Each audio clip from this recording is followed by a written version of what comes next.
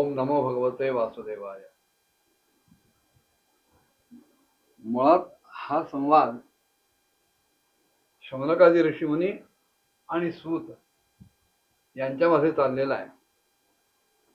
तेव्हा मागचं सूत्र पकडून शौनकांनी सूतांना प्रश्न केला की सूतजी, प्रकृतीच्या मूल कारणांची चर्चा करण्याच्या मिशानं ज्यांनी तत्वांची संख्या ठरवली, तत्वांची संख्या लोकांना सांगितली, त्या संख्येबद्दल लोकांना मार्गदर्शन केलं सांख्य दर्शनाद्वारे, त्या भगवान कपिलांचा जन्म म्हणजे मुळात जो अजन्म आहे, अमर आहे, अजर आहे, अशा महाविष्णूंचा तो जन्म आहे. आणि असा अजन्म असून सुद्धा लोकांना आत्मज्ञानाचा उपदेश करण्यासाठी भगवंत जेव्हा पृथ्वीवर अवतरित होतात तेव्हा त्यांना आपल्या मायेचा आश्रय करावा लागतो. तेव्हा अशा प्रकारे मायेचा आश्रय करून जेव्हा भगवान महाविष्णू कपिलांच्या अवतारात समोर आले तेव्हा पुढे काय झालं हे आपण आम्हाला सांगावं. कारण भगवंताची अनेक चरित्र मी आतापर्यंत ऐकलेत, तरी सुद्धा हे जे आता योगी प्रवर पुरुष श्रेष्ठाच्या कपिलजींचं चरित्र आहे, त्यांची जी कीर्ती आतापर्यंत कानावर आली आहे, ती सगळं ऐकत असताना माझे कान काही तृप्त होत नाहीत. उलट त्याच्यातून आणखीन तृष्णा वाढतच राहते. कपिल महामुनींबद्दल आपण आणखीन काही आम्हाला सांगावं अशी भूक वाढत राहते. तेव्हा सर्वतंत्र स्वतंत्र भगवान श्रीहरींनी आपल्या योगमायेद्वारा भक्तांची इच्छा पूर्ण करण्यासाठी त्यांच्या इच्छेनुसार जे शरीर धारण केलं आणि ज्या ज्या लीला केल्या त्या सगळ्या जरी सर्वार्थानं कीर्तनी असल्या, वाखाणण्याजोग्या असल्या, ऐकण्यासारख्या असल्या, तरी सुद्धा आता ह्या कपिल महामुनींचं सुद्धा चरित्र आपण आम्हाला सांगावं. कारण ते ऐकायला आमच्या ठिकाणी केवळ आवड नाहीये, आमच्या ठिकाणी श्रद्धा सुद्धा आहे. माणसं काही गोष्टी आवडीने करतील पण त्याच्यात श्रद्धा असेल असं नाही. शौनक मुनी सांगतायत की आम्हाला कपिल महामुनींचं चरित्र ऐकण्यासाठी चित्तामध्ये आवडही आहे, पण आवडीपेक्षा जास्त श्रद्धाही आहे. तर तेव्हा ते आपण आम्हाला सांगावं. आणि अशी ती प्रामाणिक जिज्ञासा बघितल्यानंतर सूतांनी सांगायला सुरुवात केली की अहो, ही तुमची जी अवस्था झाली ना, तशीच अवस्था माझी सुद्धा झाली होती. कारण विदुरांनी जेव्हा आत्मज्ञान विषयक काही प्रश्न केले तेव्हा वेदव्यासांचे स्नेही असलेले, सखा असलेले भगवान मैत्रेयजी सुद्धा प्रसन्न झाले आणि त्यांनी विदुरांना जे सांगितलं तेच मी आता तुम्हाला यापुढे सांगतो. कुठेही वाङ्मय चौर्याचा आरोप येणार नाही हे मी तुम्हाला सांगतोय. अशा प्रकारचा अहंकार आढळणार नाही, अशा प्रकारचं संपूर्ण कथानक वेदव्यासांनी या श्रीमद भागवतामध्ये गुंफलेलं आहे. मैत्रेयजी विदुरांना सांगायला लागले की आपले वडील कर्दम महामुनी जेव्हा वनात निघून गेले तेव्हा कपिलांनी आपल्या मातेचं प्रिय करण्याच्या दृष्टीने, तिच्या इच्छांची पूर्ती करण्याच्या दृष्टीने बिंदुसर तीर्थामध्ये, की ते सरस्वती नदीच्या परिसरातच होतं, तिथे कर्दम महामुनी राहत होते, त्या तीर्थामध्ये निवास करायला सुरुवात केली. आणि असंच राहत असताना एके दिवशी सर्व तत्वसमूहाचे पारदर्शी असलेले भगवान कपिल, म्हणजे ज्यांना सगळ्या गोष्टींचं यथार्थ परिपूर्ण ज्ञान होतं, असे पारदर्शी असून सुद्धा भगवान कपिल आपलं आन्निक ओळखल्यानंतर आपल्या मातेकडे गेले. तमासीनम अकर्माणं तत्वमार्गाग्र दर्शनम स्वसुतम देवत्याह धातु संस्मरती वचः. भगवंत जेव्हा देहात प्रविष्ट होतात तेव्हा त्या देहाला जशी आणि जितकी कर्म आवश्यक आहेत तशी कर्म त्यांना सुद्धा करावी लागतात. मी भगवंत आहे आणि भगवंत असल्यामुळे या देहात आलो तर मी देहाचा अनुरक्षण असलेली कर्म करणार नाही असं म्हणून भगवंताला चालत नाही. नवे पार्थासी कर्तव्य त्रिशलोकेशु किंचन असं म्हणणारे भगवंत म्हणतात की तरी सुद्धा मी कर्म करतो. का? कारण यज्ञता चरती श्रेष्ठा तत्देवे तरोजना स यत् प्रमाणं कुरुते लोकस्तदन वर्तते. मी जेव्हा पृथ्वीवर अवतरित होतो तेव्हा काही विशिष्ट कर्म करण्यासाठी अवतरित होत असतो, काही प्रयोजनांनी येत असतो आणि ती प्रयोजन पूर्ण करताना लोकांची माझ्याकडे जी बघण्याची दृष्टी आहे ती दृष्टी दूषित राहू नये. माझ्या आचरणातून लोकांना काही मार्गदर्शन मिळावं त्यांच्या त्यांच्या जीवनामध्ये, म्हणून ज्या देहात मी प्रविष्ट झालो त्या देहाला अनुषंगून जी जी काही कर्म येतील ती कर्म मी करतोच करतो. त्याच्यातून मला जरी वेगळ्या विशेष प्राप्तीची की अपेक्षा नसली तरी. कपिल महामुनीने सुद्धा आपली जी काही आन्निक कर्म होती ती सगळी कर्म झाल्यानंतर ते जेव्हा आपल्या आसनावर विराजमान झाले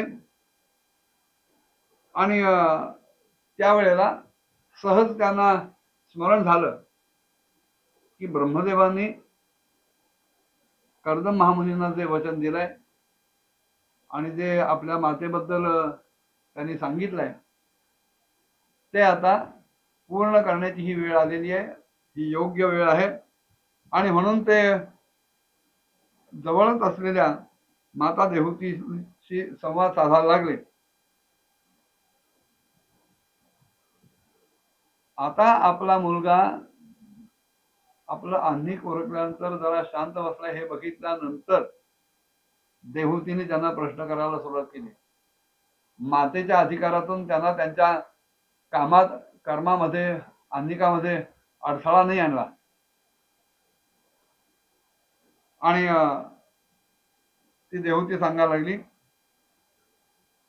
निर्विण्णा नितराम भूमन नसदिंद्रिय दर्शनात येन संभाव्य मानेन प्रपन्नांधन तमः प्रभो. भगवंता, मुलगा असला तरी उल्लेख संबोधन भगवंताचा आहे. ही देहातली जी इंद्रिय आहेत ना ही अतिशय दुष्ट आहे, प्रमाथी आहेत, बलवत आहेत, दृढ आहेत. ही दुष्ट इंद्रिय त्यांच्या ठिकाणी असलेली जी विषय लालसा आहे त्या लालसेमुळं जीवाला सदैव कुठल्या ना कुठल्या तरी कर्मामध्ये खेचत असतात. तेव्हा ह्या अशा दुष्ट इंद्रियांच्या ठिकाणी असलेल्या विषय लालसेमुळे मी अतिशय कंटाळलेली आहे, उबगलेली आहे आणि असंही होत नाही की एका इंद्रियाची इच्छा झाली, पूर्ण केली, मोकळं झालं, असं होत नाही. प्रत्येक इंद्रियाला एक इच्छा पूर्ण झाल्यानंतर पुन्हा दुसरी इच्छा निर्माण होतच असते. तेव्हा त्या त्या इंद्रियांची इच्छा पूर्ण करत राहिल्यामुळं मी अत्यंत घोर अशा अज्ञानरूपी अंधारामध्ये चाचपडते. तस्य त्वं तमसोंधस्य दुष्पारस्याद्य पारगम सच्चक्षुर जन्मनामंते लब्धन मे त्वदनुग्रहात. आता आपण माझ्या जीवनात आलेले आहात. ह्या अज्ञानाच्या अंधारात मी इतकी अडखळतीये, लडबडतीये की मला पुढचं काही सुचत नाहीये. पण आपण माझ्या आयुष्यात आलेला आहात. हा माझ्या भाग्याचा, सद्भाग्याचा मोठा क्षण आहे. सच्चक्षुर जन्मनामंते लब्धम. भगवंताची प्राप्ती होणं हे अनेक जन्मानंतर सिद्ध होणारी गोष्ट आहे. भगवंताला बघायला मिळणं ह्यासाठी सच्चक्षु, चांगली दृष्टी मिळणं, नुसते डोळा हे इंद्रिय नको, त्या डोळ्यांमध्ये भगवंताला बघण्याची शक्ती सुद्धा असायला पाहिजे. आणि ही शक्ती, भगवंताचं दर्शन घडवणारी जी दृष्टी आहे, शक्ती आहे, ही अनेक जन्मानंतर जीवाला प्राप्त होत असते. तेव्हा असे सुंदर नेत्र, भगवंताचं दर्शन करणारे आणि अज्ञानरूपी अंधाराचा पार समजावणारे, पलीकडे नेणारे आपल्या रूपानं मला प्राप्त झालेत. हे माझं अनेक जन्माचं भाग्य आहे. आपण सगळ्या जीवांचे स्वामी आहात, भगवान आदी पुरुष आहात. आणि दाट अशा अज्ञानरूपी अंधारात डोळे बघण्याची शक्तीच गमावून बसतात. अशा वेळेला एखाद्या सूर्याप्रमाणे आपण तो अंधकार, अज्ञानाचा अंधकार नाहीसा करत आहात. आणि माझ्या ठिकाणी असलेला अंधकार नाहीसा करण्यासाठी माझ्या दृष्टीने आपण मला साक्षात सूर्यनारायणच आहात. ह्या देहगेहाच्या बाबतीत मी आणि माझेपण हा जो दुराग्रह अनेक जीवांना होतो, तसा मलाही झाला. आता वास्तविक जन्म मिळाला हाही भगवंताच्याच इच्छेनं, देहगेहामध्ये झालेली आसक्ती ही सुद्धा भगवंताच्याच इच्छेनं, आणि त्याच्यातून मुक्त होण्याचा मार्ग हा सुद्धा भगवंताच्याच इच्छेनं मिळणारा असतो. तेव्हा ती कपिल महामुनींना सांगते की हा देहगेहासंबंधी जो काही मी आणि माझेपणाचा जो काही दुराग्रह असतो, तो सुद्धा आपणच केलेला आहे. आणि म्हणून आपणच माझ्या ठिकाणचा हा जो महामोह आहे हा नाहीसा करावा. आपलं ज्ञान, आपली प्राप्ती, आपलं दर्शन हे भक्तांच्यासाठी संसार रूपी वृक्षाचा छेद करण्यासाठी आवश्यक असलेली एखादी कुऱ्हाड जशी असावी तसं आहे. आणि प्रकृती आणि पुरुषांचं ज्ञान प्राप्त करण्याच्या इच्छेनं मी आपल्याला शरण आले. आपण शरणागत वत्सल आहात आणि भागवत धर्म जाणणाऱ्यांमध्ये सुद्धा आपण सर्वश्रेष्ठ आहात. तेव्हा मी आपल्याला नमस्कार करते.